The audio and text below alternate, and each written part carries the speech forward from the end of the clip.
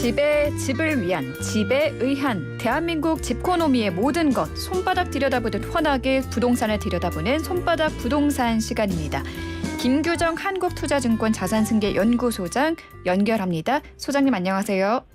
네, 안녕하세요. 네, 서울 아파트의 경우 24주 연속 가격이 하락했습니다. 10년 반 만에 또 최대 낙폭을 기록하고 있는데 최근 부동산 시장 어떤지 짚어주시죠.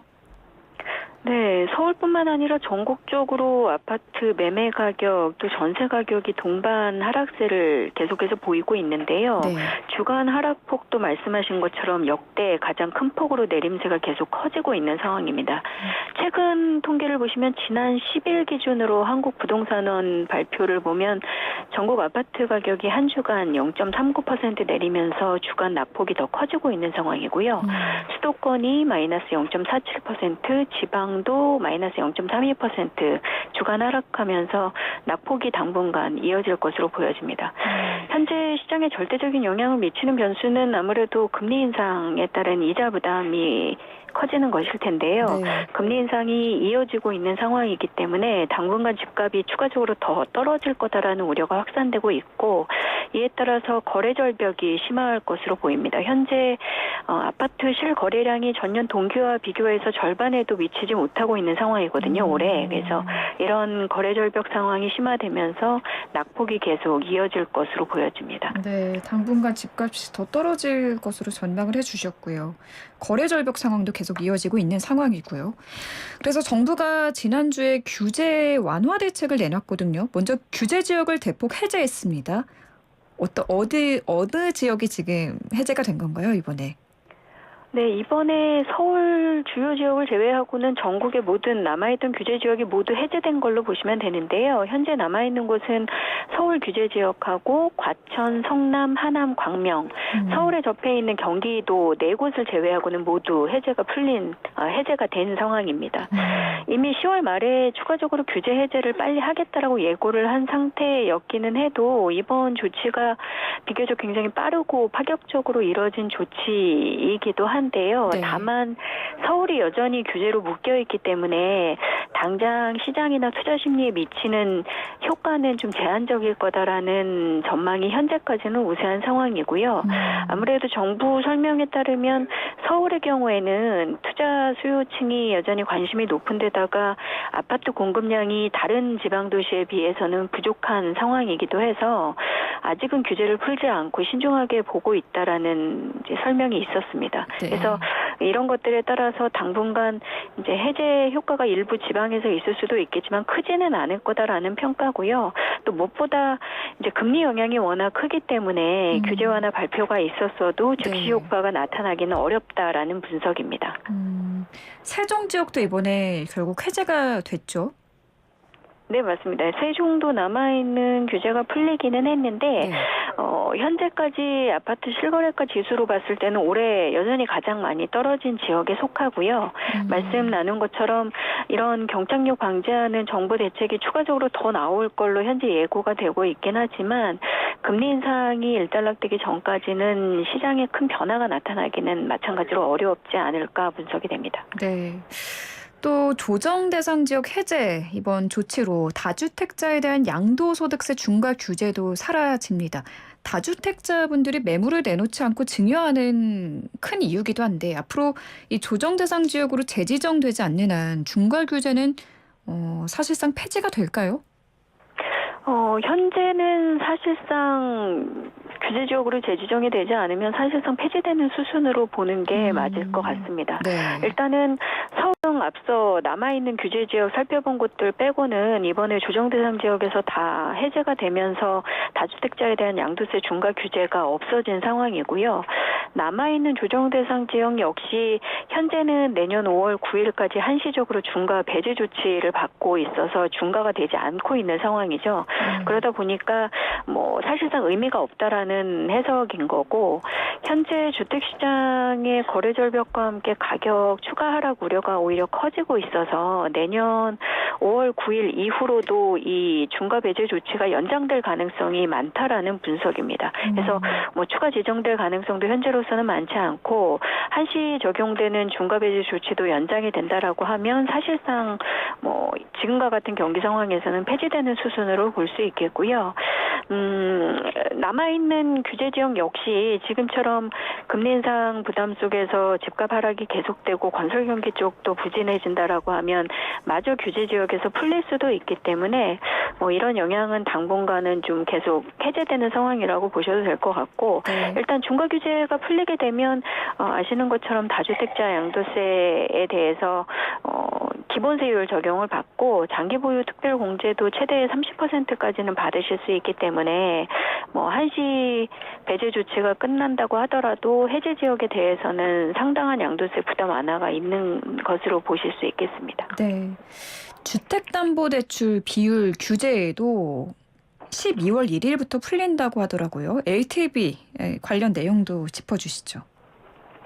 네, 지금 무주택자와 처분조건부 1주택자에 대해서는 규제 지역에서 지금 20에서 50%로 차등 적용돼 있는 LTV 규제를 주택 가격하고 상관없이 50%로 다 일원화해서 상향하는 것이 발표가 됐었는데 이 조치를 원래는 내년부터 시행하기로 발표가 됐었다가 다음 달 1일부터 좀 앞당겨서 시행을 하는 것으로 지난 11월 10일 대책 때 발표가 됐습니다.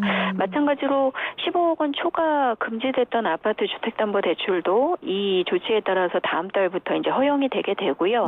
그밖에 서민 실수요자에게 4억 원까지 최대한도 대출이 잡혀 있었던 부분도 6억 원까지 이제 늘려서 대출 규제는 상당 부분 완화되는 것이 발표가 되기는 했는데 다만 앞서도 계속 말씀 나누고 있는 것처럼 지금 금리가 워낙 올라서 주담대 금리도 마찬가지로 크게 오르면서 이자 부담이 늘어나 있는 데다가 지금 DSR 규제는 여전히 적용을 받고 있기 때문에 이자 부담 증가랑 대출 한도는 오히려 줄어서 LTV 규제가 완화되어도 실제로는 대출 한도가 그렇게 크게 늘어나지 못하고 오히려 줄어드는 분들이 적지 않다라는 거고요. 그렇다 보면 규제 완화가 좀 조기 시행되어도 뭐 주택 투자 심리가 뭐 살아난다거나 아니면 주택 투자하시려는 분들의 자금 마련을 지원하는 효과가 좀 극대화된다거나 이러기는 좀 쉽지 않다라는 지적들이 나옵니다.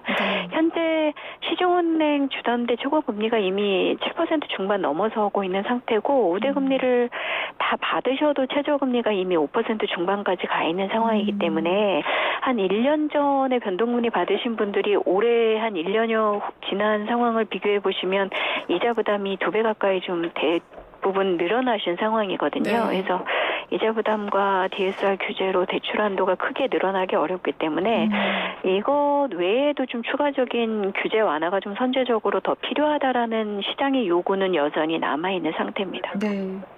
지금 주담대 금리 상단이 7.7%대 중반을 나타냈다고 말씀해 주셨는데 연내 주담대 금리 상단 8% 전반까지 나오고 있더라고요.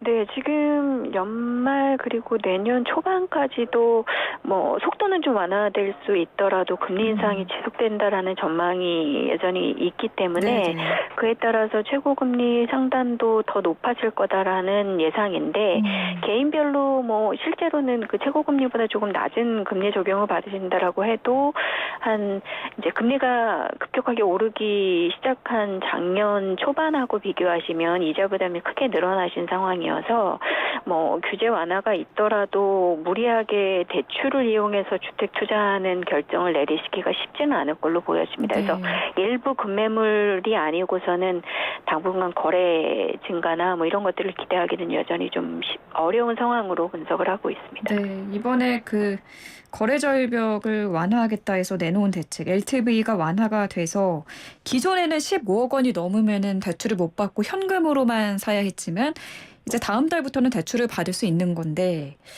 금리가 너무 많이 올랐기 때문에 이거를 규제가 아무리 풀려도 대출을 받아서 집을 산다는 분들이 얼마나 계실지 효과가 높을지 과연 효과가 있을지 의문스러운 상황이라고 말씀해 주셨습니다. 경기도 김포시에 4만 6천 호 규모의 신도시급 신규 주택지가 조성된다고 하더라고요. 여기에 맞춰서 지하철 5호선도 연장이 된다고 하는데 여기 기대 효과는 얼마나 있을 걸로 보시나요? 네, 이번에 발표된 신규 택지가 정부에서 첫 번째로 내놓은 이제 신규 택지 후보지인데요. 네. 뭐 일명 김포 한강 2 콤팩트 시티라고 불리더라고요. 그래서 기존에 있었던 김포 한강 신도시하고 김포 양곡지구 사이에 이제 비어 있는 지구에 새로 위례 신도시급 규모로 이제 신도시가 조성이 되는 건데 27년 정도부터 택지 조성을 거쳐서 순차적으로 분양을 해보겠다라고 이번에 계획이 나온 겁니다. 그래서 이 기존의 김포 신도시 인프라를 좀 확장 사용하면서 서울 접근성이 5호선 연장과 함께 개선이 된다면 서울 서부권에 있는 신규 주택 수요자들이 좀 관심을 가질 수 있을 것으로 기대가 되고요. 네. 무엇보다 이제 최근에는 신도시나 택지 발표와 함께 서울 접근성을 개선하는 이제 교통망 계획들이 같이 발표가 되는 경우들이 많아지고 있잖아요. 아무래도 이제 교통 개선 효과에 대한 예비 청약자들의 관심이 높기 때문에 그래서 이번에 5호선 연장 사업의 여부 그리고 속도가 결국에는 관건이 될 수 있을 텐데요. 이번 발표를 하면서 서울시, 김포시 그리고 강서구 등이 5호선 연장을 하기 위한 여러 가지 업무상의 협약을 맺은 것으로 발표가 돼서 이번에는 좀 5호선이 연장될 수 있겠다라는 기대감이 좀 높아지고 있는 것 같습니다. 그동안 김포 등 지역민들이 이제 연장 요구를 많이 하기는 했었는데 뭐 기존의 차량 기지 이전 문제라던가 노선 확정 또 비용 문제 등이 이제 의견이 차이가 많아서 그동안 진척이 거의 되지 않았었는데요. 이번에 신도시 개발을 하고 또 5호선 연장도 같이 하게 된다면 좀 부족한 교통망 확충에 대한 사업성도 보완이 되면서 지자체 협의와 함께 진척될 가능성이 종전보다는 높아졌다라고 볼 수 있습니다. 만약에 별다른 변수가 없다면 정부 계획은 31년경 이제 개통을 목표로 추진한다라고 하는데요. 이번에는 지자체 간의 협조가 좀 이루어지면서 속도를 좀 냈으면 하는 바람입니다. 만약에 5호선 연장이 되게 되면 지금 기존에도 김포나 이제 근접 인천 지역에 택지 개발 신규 공급분이 많았었기 때문에 기존에 분양을 받으신 거주민들도 혜택을 볼 수 있는 사업이거든요. 그래서 이번에는 좀 속도를 낼 수 있었으면 하는 바람을 좀 가져보겠습니다. 네. 저희가 오늘 계속 금리 이야기를 하고 있는데요. 고정금리로 이번에 갈아탄 분들이 많지만 여전히 금리가 너무 높다 보니까 이자 부담은 상당히 높은 상황이거든요. 이런 상황에서 내 집 마련 준비하시는 분들은 언제쯤 다시 움직이는 게 좋을까요?